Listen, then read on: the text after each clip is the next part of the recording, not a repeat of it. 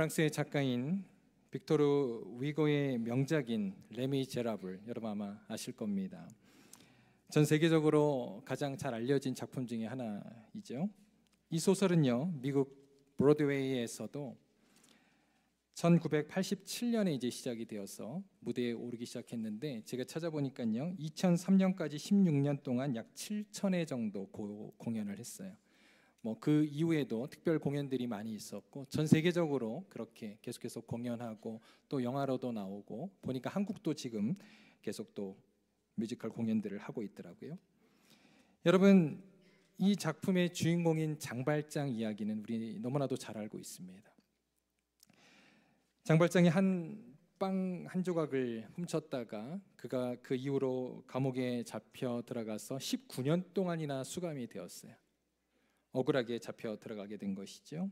그리고 나서 이제 출소를 하고 났는데, 사람들의 차가운 그런 냉대 속에서 장발장은 갈 길을 잃었습니다.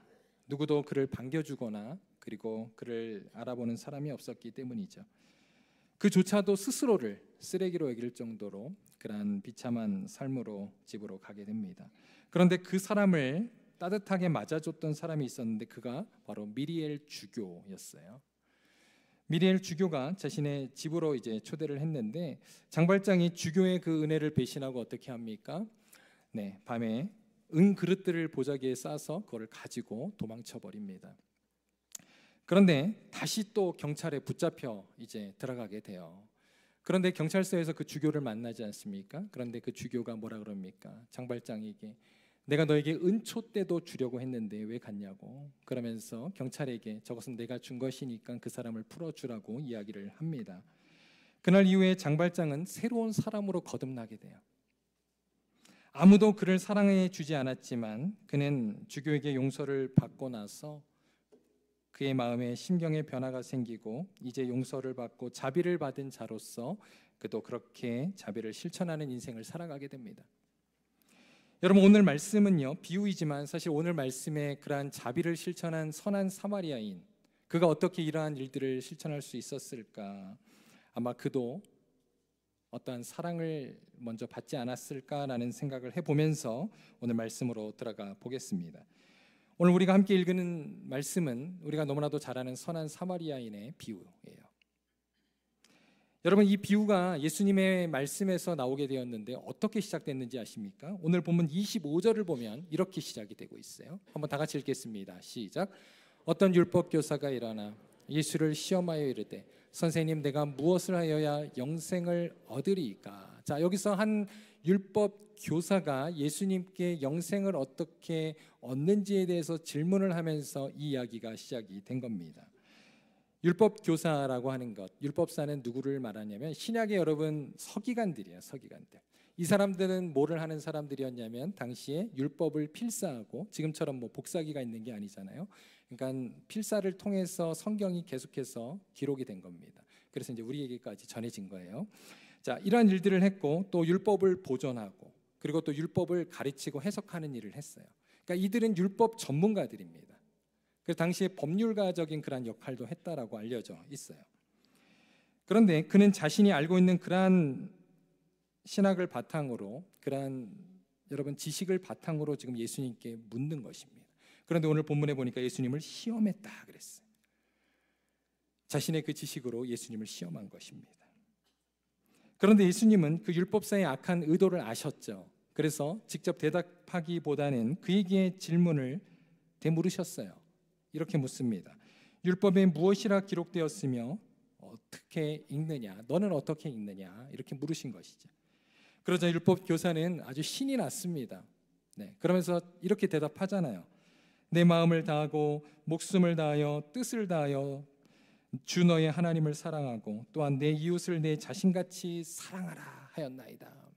정답을 그냥 탁 얘기해 버렸어요. 그러니까 예수님 뭐라고 이야기하셨습니까? 내 말이 옳도다. 100점 맞은 거예요. 성경에 대해서 누구보다 잘 아는 사람이니까 그는 정확하게 알고 있었습니다. 지식적으로는요, 율법사가 정말 그 내용을 정확하게 알고 있었다는 거예요. 그리고 나서 신이 났는지 또 질문합니다. 29절이에요, 그게. 자, 질문 29절 말씀 한번 다 같이 읽겠습니다. 시작.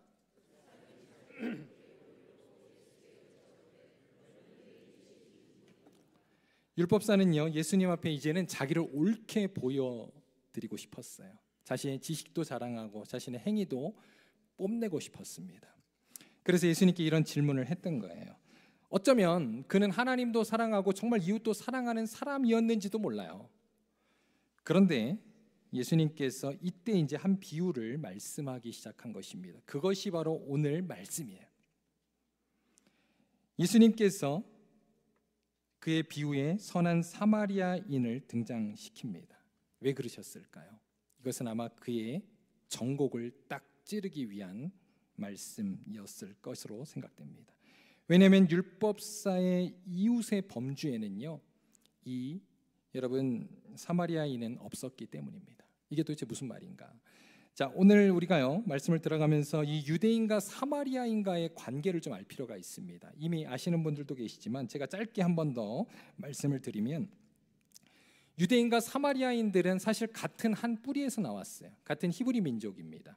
그런데 그들이 이제 솔로몬 왕 때에 솔로몬의 죄로 말미암아 어떻게 됩니까? 나라가 둘로 갈라지게 되잖아요. 그래서 10개 지파를 통해서 북이스라엘, 그리고 남유다의 두 지파가 이제 이렇게 북이스라엘과 남유다로 나뉘어지게 돼요. 그러면서 이제 민족이 나뉘어지게 된 겁니다. 그런데 이 북이스라엘 사람들이 어떻게 합니까? 예루살렘에 가서 하나님을 예배하지 않고 자신들의 지역인 남쪽의 베델, 그리고 북쪽의 단에다가 우상 숭배를 하기 시작해요. 그러면서 점점 종교적으로도 떠나게 됩니다. 그러면서 우상 숭배를 하지 않습니까? 그 결과 기원전 722년도에 북이스라엘이 먼저 멸망을 당해요. 누구에게요? 아수르 제국에 의해서 멸망을 당합니다. 그런데 이 아수르 사람들이 여러분 그 요나서와 나훔서에 보면 굉장히 잔인한 민족들이에요. 마치 예전에 우리 일본이 한국을 지배하면서 창시개명이라는 걸 하지 않았습니까? 그런 식으로 이 아수르 사람들도 지배한 민족에 대해서 민족 말살 정책을 펼쳤어요. 그래서 그들이 했던 것은 이제 아수르 민족들을 북이스라엘로 이주시켜서 혼혈족이 되게 하고, 그리고 또 북이스라엘 사람들을 강제로 이제 아수르로 데리고 와서 그들의 민족을 혼혈시켰던 것입니다. 그래서 이 혼혈인들, 이들을 바로 사마리아인이라고 말했던 거예요. 남유다 사람들은요, 자신들을 정통 유대인이라고 여겼어요. 그리고 사마리아 사람들을 민족의 배신자, 혼혈족, 이방인 이러면서 이제 그때부터 사마리아인이라고 비하했던 겁니다. 여러분, 포로기 이후에 특별히 남유다 사람들이 이제 바벨론에서 다시 이제 예루살렘으로 올라가지 않습니까? 성전을 재건하기 위해서. 그때 제2성전 수룹바벨 성전을 짓는데, 여러분 에스라서와 느헤미야서에 보면요, 그때 사마리아 사람들도 와가지고 성전 건축에 돕겠다 그래요. 그런데 그들이 막습니다. 그리고 그 일을 돕지 못하게 해요. 그러면서 이제 완전히 둘 사이는 갈라지게 된 거예요. 그래서 여러분 사마리아인들은요, 그리심산, 자신들의 사마리아 지역에 있는 그리심산에 성전을 따로 짓습니다. 그리고 그곳에서 하나님을 예배해요. 여러분, 이렇게 깊은 골이 있는 사이, 이게 바로 유대인과 사마리아인이라는 거예요. 예수님이 지금 이것을 건드린 겁니다. 신약성경에 보면 예수님께서 요한복음 4장에 이제 유대인 남자로서 사마리아인 여자를 만날 때 이러한 깊은 어떤 사이의 관계가 성경에 기록되어 있어요. 한번 하나만 좀 찾아보겠습니다. 요한복음 4장 9절 한번 다 같이 한번 읽겠습니다. 시작. 어찌하여 사마리아 여자인 나에게 물을 달라 하나이까 하니 이는 유대인이 사마리아인과 상종하지 아니함이러라. 자, 이제 좀 이해가 되시죠? 이러한 역사적 배경 속에서 지금 예수님은 유대인 율법사에게 비유를 드신 거예요. 예수님의 비유 속에는 4명의 인물이 등장합니다. 그들은 누구입니까? 먼저 강도 만난 자가 있었어요. 그에 대한 구체적인 소개가 성경에 기록되어 있지는 않지만 추정컨대 그는 유대인이었을 거예요. 그가 예루살렘에서 여리고 지역으로 내려가다가 강도를 만났다 그랬습니다. 그 매를 맞고 거의 죽을 뻔한 그런 상황 가운데 누워 있었습니다. 여러분, 당시에 지금도 마찬가지지만 예루살렘은요, 우리처럼 고산지에 있습니다. 산지예요. 그리고 여리고는 저지대입니다. 그래서 이 길은 이제 산길이에요. 그래서 이 길에 예전에 굉장히 많은 강도들이 있었다고 합니다. 그래서 이 길은 보통 혼자 가지 않고요, 무리들이 함께 지나다녔대요. 그런데 어떤 일인지 모르겠지만 이 강도 만난 사람은 혼자 거기에 이제 넘어져 엎드려져 있었습니다. 아무튼 강도 만난 자 곁으로 이제 비유 속에 세 인물이 지나갑니다. 자, 첫 번째 누구입니까? 유대인 제사장, 그리고 두 번째 레위인, 그다음 마지막 사마리아인이에요. 여러분, 이 유대인 제사장과 레위인은 누구죠? 그 정통 유대인이라고 자랑하는 그들에게 있어서 유대인 중에 유대인, 바로 제사장, 레위인, 이들은 종교 지도자들입니다. 누구보다도 하나님을 사랑한다라고 생각했던 사람들이에요. 그런데 그들의 행위는요, 오늘 말씀에 따르면 여러분 영생받지 못한 사람처럼 행동했습니다. 강도 만난 자는 누가 보아도 도움이 필요한 사람이었어요. 그런데 어떻게 합니까? 일부러 그를 그냥 피하여 지나갔다라고 말씀하고 있습니다. 그 이유는 모르겠지만 아마도 자신들의 그러한 수고와 손해를 여러분 감수하기 싫었기 때문이 아닐까요? 아무튼 제사장과 레위인이 예루살렘에서 여리고로 가는 길에 있었는데, 여러분 이것은 또한 우리가 추정해 볼 때 예루살렘에 왜 갔을까? 여러분 이들은 종교 지도자들입니다. 즉 하나님을 예배하기 위해 갔을 거예요. 아니면 절기 때문에 갔을 겁니다. 그리고 자신의 집으로 다시 돌아가는 길에 지금 이 사람을 만났던 것입니다. 그럼에도 불구하고 이들은 강도 만난 자의 생사 여부도 확인하지 않고 애써 외면했습니다. 이것은요, 그들이 믿고 지킨다는 그러한 신앙, 그 율법적인 신앙이 얼마나 가식적이고 그리고 위선적인지를 적나라하게 지금 보여주는 거예요. 예수님이 지금 이것을 딱 지적하는 겁니다. 그러면서 여러분 사마리아의 행동이 이제 이어지게 되잖아요. 그런데 사마리아인은 어떻게 행동했습니까? 오늘 말씀해 보니까 그가 강도 맞는 사람을 불쌍히 여겼어요. 여러분 불쌍히 여기는 것으로 끝나지 않고 그는요, 그 사람이 유대인인지 사마리아인인지 구별하지 않았습니다. 상관없이. 여러분 만약 그가 유대인이었다면, 유대인이죠. 그런데 유대인이라면 사실은 사마리아인으로서 그를 가까이 하지 않았을 텐데 그는 그것을 구별하지 않고 그에게 친절을 베풉니다. 그는 상처를 치료해 주었습니다. 더 놀라운 사실은 자기의 그러한 짐승에 태워서 이제 여관까지 데려다 줘요. 그런데 여관에서 돌보고 그가 이제 또 자신의 집으로 가야 하니까 그 주막의 주인에게 돈을 주는데요, 데나리오 2개를 주었다라고 성경은 말씀하고 있어요.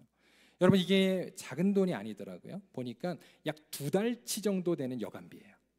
그러니까 넉넉하게 치워줬던 겁니다. 아마도 이 사람을 좀 잘 돌봐달라고 했던 것 같아요. 그리고 그가 또 말하잖아요. 만약 이를 보고 다시 돌아가는 길에 오겠다라고 그렇게 약속을 하고 그가 가게 됩니다. 이것은 무엇을 말해주는 것입니까? 사마리아인의 행동은요, 결코 즉흥적이나 거나 또는 누구에게 잘 보이기 위해서 했던 행동이 아니라는 거예요. 그는 실질적으로 영생을 받은 자로서 하나님의 사랑을 베푸는 그러한 사람의 모델입니다. 여러분 오늘 예수님께서 유대인 율법 교사에게 주신 이 말씀을 통해서요, 우리가 짧은 시간 한번 2가지 말씀을 묵상하기를 원합니다. 첫째로 영생은 하나님에 대해 아는 것으로 부족하다는 것입니다. 오늘 말씀의 큰 주제예요. 영생을 어떻게 얻는지에 대한 질문을 하고 있죠. 여러분 오늘 본문에 나오는 율법 교사는 성경에 대해서는 누구보다 잘 아는 사람이라고 제가 말씀드렸어요. 한 번은요, 한 서양의 선교사가 이제 이스라엘에 선교를 갔습니다.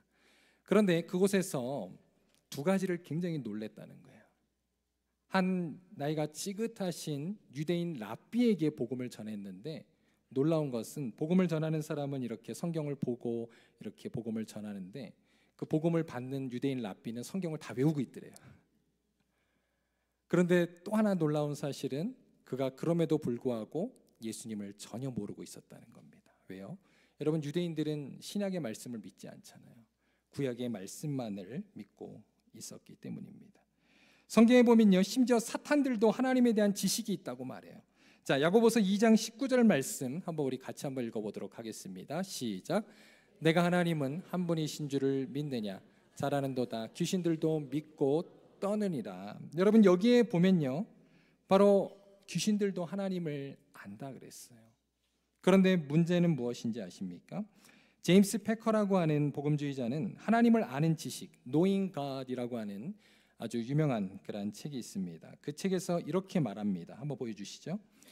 우리가 하나님을 안다고 고백하면서도 그분과의 삶의 실제적인 관계가 없다면 우리는 여전히 그분을 모르는 것이다 라고 이야기하고 있습니다. 그래서 그는요, 우리가 하나님에 대해서 아는 것과 그리고 하나님을 아는 것을 구분하고 있습니다. 즉 오늘 율법 교사 그리고 여러분 유대인 랍비 그리고 귀신들은요, 하나님에 대해서만 알았던 거예요. 그들은 하나님을 실질적으로 모르는 자들이었다라고 하는 것입니다. 여러분, 오늘 우리가 이 말씀을 바탕으로 우리의 한번 믿음의 실제를 돌아보기를 원합니다. 우리도 하나님에 대해서 아는 자들입니까? 아니면 하나님을 진정으로 아는 자들입니까? 이것은요, 우리가 한번 지난 한 주 동안 어떻게 살았는지를 보면 알아요. 여러분, 지난 한 주 동안 어떻게 사셨습니까? 하나님과 교제하고 또 하나님과 동행하며 여러분 말씀과 기도로 여러분의 삶을 사셨습니까? 여러분, 이것은 하나님을 아는 사람의 모습이에요. 여러분, 이것은 믿음 생활이라고 할 수 있습니다. 그러나 우리가 전혀 하나님과 상관없이 살았다면, 우리가 그저 주일날 예배드리는 것만으로 만족하고 살아간다면 여러분, 이것은 종교 생활입니다. 우리는 한번 우리의 믿음을 돌아보아야 한다는 거예요. 히브리서 11장에 보면 믿음장이 있습니다. 거기에 나오는 믿음의 사람들은요, 단지 하나님에 대해서 알지만 않았습니다. 그들은 하나님과 동행하는 사람들이었습니다. 그래서 우리가 아는 것처럼 여러분, 에녹은 하나님과 동행하다가 하나님 나라에 갔잖아요. 그리고 또 어떻습니까? 노아도 하나님의 말씀을 순종하고 하나님과 동행하며 그 오랜 세월 인내하면서 하나님의 방주를 지었습니다. 그리고 하나님께 구원을 받게 돼요. 그리고 아브라함도 갈 바를 알지 못했지만 하나님의 말씀에 순종함으로 나아갔습니다. 그 결과 하나님께서는 그에게 약속하신 자손과 땅을 허락해 주셨다라고 하는 것입니다. 그래서 히브리서 11장 6절에 보면 이렇게 말합니다. 우리 한번 다 같이 읽겠습니다. 시작. 믿음이 없이는 하나님을 기쁘시게 하지 못하나니 하나님께 나아가는 자는 반드시 그가 계신 것과 또한 그가 자기를 찾는 자들에게 상 주시는 이심을 믿어야 할지니라. 아멘. 사랑하는 성도 여러분, 우리는 단지 머리로만 하나님에 대해서 아는 신앙인이 아니라 하나님을 아는 그러한 우리 귀한 신앙인들 될 수 있기를 주님의 이름으로 축원합니다. 자, 그다음 두 번째 하나만 더 보겠습니다. 하나님의 사랑에는 차별이 없다는 거예요. 예수님께서 오늘 비유에 사마리아인을 등장시킨 이유, 그것이 무엇이었습니까? 바로 유대인들의 입장에서 볼 때는 사마리아인들은 민족적인 원수들이었다는 거예요. 하지만 사마리아인은 강도 만난 자를 보고 그것과 상관없이 친절한 그러한 자비를 베풀었습니다. 그는 유대인 제사장들, 레위인들보다 더 영생을 아는 자처럼 행동하고 예수님과 같이 그러한 친절을 베푸는 것을 보게 됩니다. 사랑하는 성도 여러분, 우리도요, 이 세상에서 우리가 신앙생활을 하고 또 교회 안에서 신앙생활을 하면서 때로는 나 자신의 그러한 신앙에 도취되어 살 때가 많다는 거예요. 우리 여러분 예전에 학교 다닐 때 보면 어떻습니까?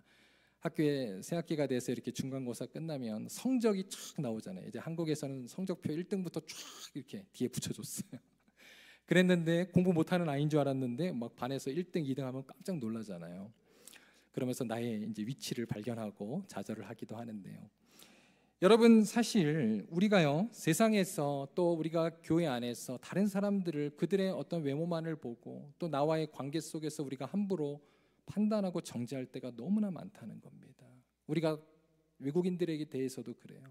우리가 미국 사람들이 참으로 그렇게 인종차별을 한다고 하지만 우리 한국 사람만큼 또 사실 그런 사람들이 많지 않지 않습니까? 아무튼 여러분, 우리가요, 사실은 함부로 그러한 영혼들을 정죄하거나 무시해서는 안 된다는 거예요.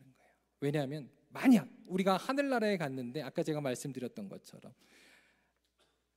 내 자신에 대해서는 굉장히 자부심을 갖고 있었고 다른 사람에 대해서는 무시했는데 하나님 나라에 갔더니 나보다 못했던 그러한 영혼들이 더 하나님 앞에 칭찬받고 하나님 앞에 상급받는 그러한 영혼일 수도 있다는 겁니다. 여러분, 그러므로 우리는 다른 사람의 그러한 신앙과 모습을 우리는 판단하고 정죄해서는 안 된다는 거예요. 그래서 야고보서 2장 1절에 보면 이렇게 말합니다. 우리 한번 같이 읽겠습니다. 시작.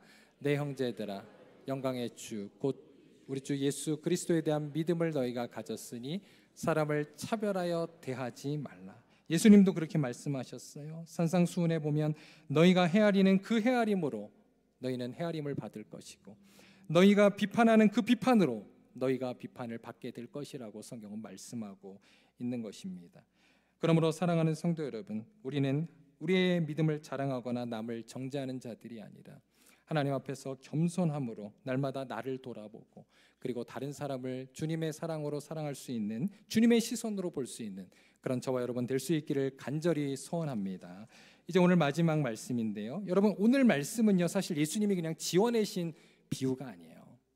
이거는요 구약의 말씀을 지금 바탕으로 오늘 비유의 말씀을 하고 계신 것입니다. 그게 어디 있냐면요, 역대하 28장 8절에서 15절에 보면 나와요. 지금 제가 조표로 저렇게 만들어 드렸는데요, 오늘 제가 시간 관계상 다 이거를 말할 수는 없고요. 여러분 여기에 보면 어떠한 내용들이 있냐면, 제가 짧게 말씀드리면 당시에 여러분 북이스라엘 사람들이 남유다 포로들을 잡아서 그들에게 친절을 베푸는 내용이 역대하 28장에 기록되어 있습니다. 여러분 집에 가서 꼭 보세요. 이거 실질적인 역사적 사실이었어요.